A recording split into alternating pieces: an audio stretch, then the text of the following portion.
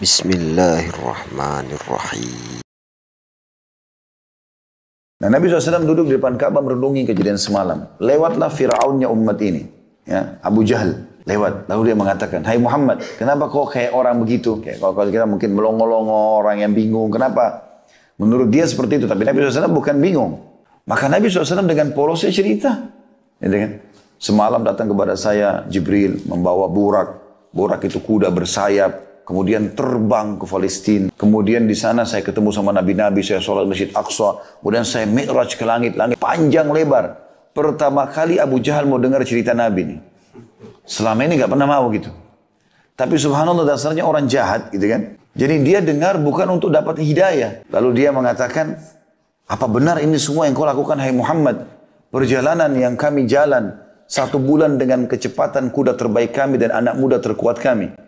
Pergi. Pulang berarti 2 bulan dalam 1 malam kau lakukan? Kata Nabi SAW, iya. Apa kata Abu Jahal? Kalau saya kumpulkan masyarakat Mekah, kau mau ceramah nggak? Sampaikan nih. Kata Nabi SAW, tentu saja. Tapi tujuannya bukan supaya masyarakat Mekah percaya. Ini kesempatan nih bagi dia. Kesempatan nih berita bohong. Masa nggak masuk akal bagi dia gitu kan. Maka Abu Jahal bersama Nabi SAW mengajak Nabi ke Bukit Abi Kubais. Bukit Abi Kubais ini bukit tempat iklan di Mekah. Zaman dulu nggak ada medsos, nggak ada pengeras suara. Abu Jahal ini lalu berteriak dari atas Bukit Abi Kubais, wahai Quraisy, Muhammad mau menyampaikan berita penting, dengarkanlah. Orang Mekah semua pada kumpul.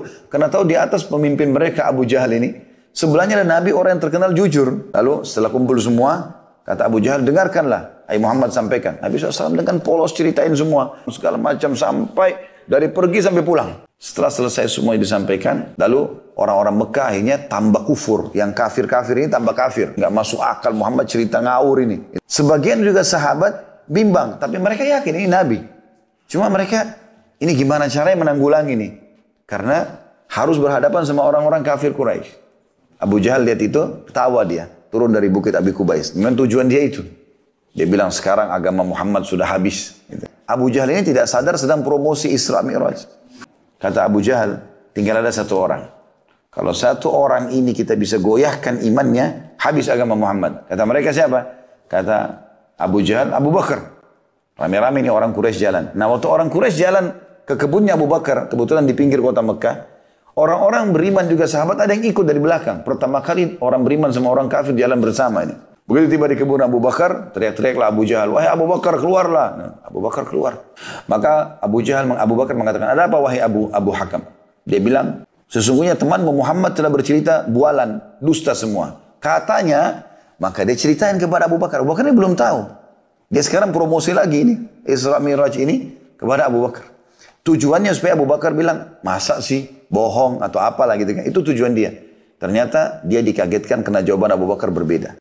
Ada 2 athar. Yang pertama menyebutkan Abu Bakar mengatakan, wahai Quraisy, tidak usah cerita masalah ini kepada saya. Muhammad naik ke langit, sedangkan wahyu turun dari langit ke dia saya percaya. Apalagi dia naik ke langit, sama saja. Nggak ada bedanya. Jadi dia naik ke langit atau dia terima di bumi sama, saya beriman.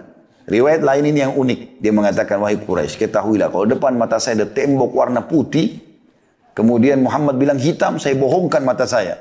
Lalu saya bilang, iya hitam. Bayangin ya.